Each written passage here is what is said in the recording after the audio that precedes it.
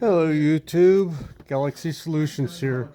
I was just kind of going through things and moving stuff around and started moving my musical equipment around and really started missing playing music.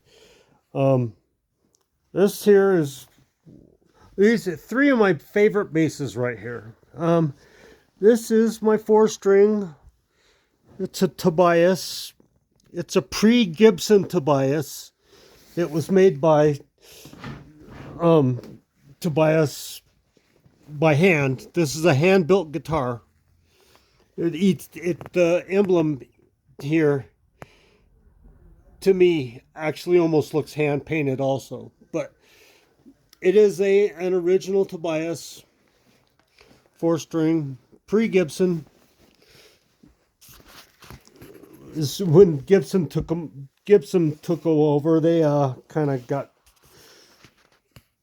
kind of shitty. You can tell it's old. You can see I mean, right there, I feel ribs when I go across there from the grain of the wood. It's so worn down. That's an old bass. It's been around for a long time. This is another very old bass. This is one of my original guitars I ever had.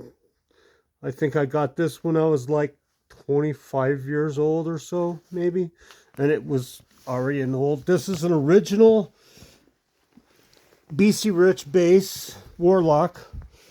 It was built in the BC Rich shop in LA.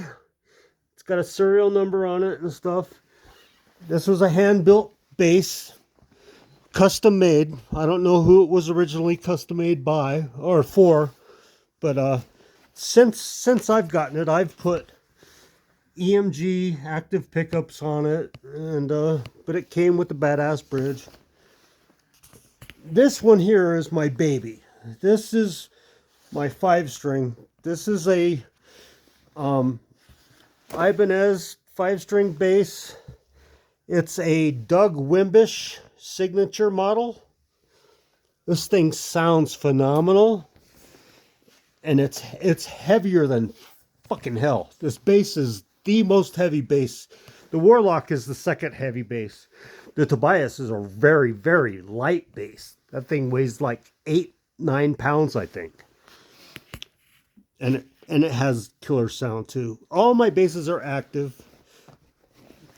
I hate unactive basses, but this also has the EMGs on it. Whoops. I'm probably fucking up all my video just by holding my camera weird. Anyhow. This is some of my recording equipment here. Sweetwater recorder.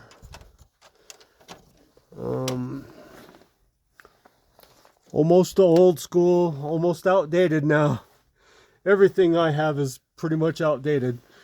Here is part of my live rack, power conditioner, my Ampeg bass head, or it's a preamp actually, because here's my power amp. It's in this bag, keeping the dirt out of it. But it's a Yamaha 2000 watt power amp. That was my main thing for doing live. This was part of most of my live stuff here. It's a BBE Sonic Maximizer and a DBX compressor.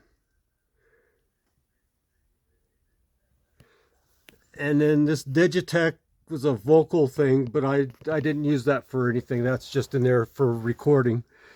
But anyhow, let's see. Oh, practice amp. Gallon-Kruger. Backline 210. Part of my live speakers, 410 cabinet, Carvin, old cabinet, V410T. And then another cabinet is an Ampeg.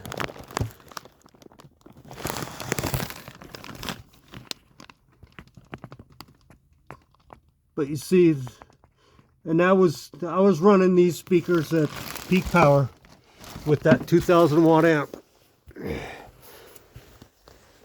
So yeah, that's my little shit. Oh, up here is where I have my Fender rack mount tuner that used to be in that rack, and my Shure wireless rack mount, which was in that rack also. Those two units took up those two extra spaces that you see.